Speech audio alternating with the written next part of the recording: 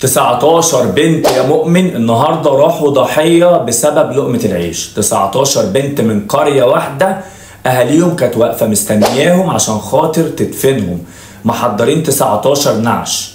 في منهم اللي ملهوش اهل، في منهم اللي يتيم، في منهم اللي ملوش حد يسال عليه.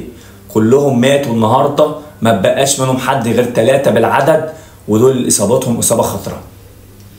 حرفيا الوضع صعب جدا، قريه بيخيم عليها الحزن.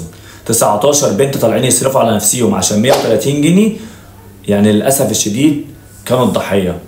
لواحد كان راكب تريلا، راكبها الله اعلم بقى هو شارب حاجه ولا كان نايم في الوقت ده ولا ايه بالظبط اللي حاصل، مش عارف الصراحه.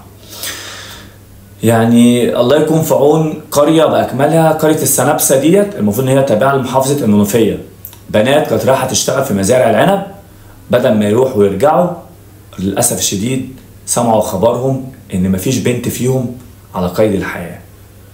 دي اسامي البنات اللي توفت، يا ريت تدعوا لهم بالرحمه. ودي اسامي ال3 اللي لسه عايشين، وللاسف الشديد برضو في حالات خطره جدا، والسواق برضو مات.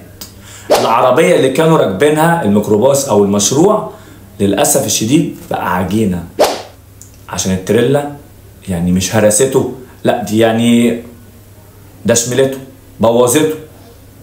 كل ده عشان لقمه عيش، كل ده عشان بنات طلعت تصرف على نفسيها ملهاش حد. في بنات فيهم يتيمه، في بنات طلعت تجهز نفسها، في بنات بتصرف على نفسها، في بنات بتصرف على بيوت.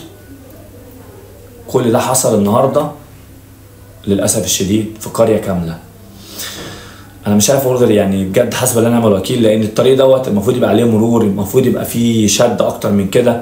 يعني المفروض يعني تعملوا تحليل السواقين بامانه، خصوصا السواقين اللي بتسافر على يعني مسافات كبيره دي، دول لازم تحللوا لهم، لان اكيد مش هيبقى يعني قادر ان هو يسوق 18 ولا 20 ساعه عربيه من غير ما ياخد حاجه.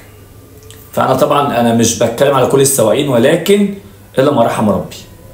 حسبي الله ونعم الوكيل بجد، مش يعني لا حول ولا قوه الا بالله. ربنا يصبر اهاليهم، ربنا يكون في عون اهاليهم. يعني انا مش عارف اقول لسه، مش عارف اتكلم والله. الله يرحمهم وربنا يقوم المصابين بالسلامه. سلام.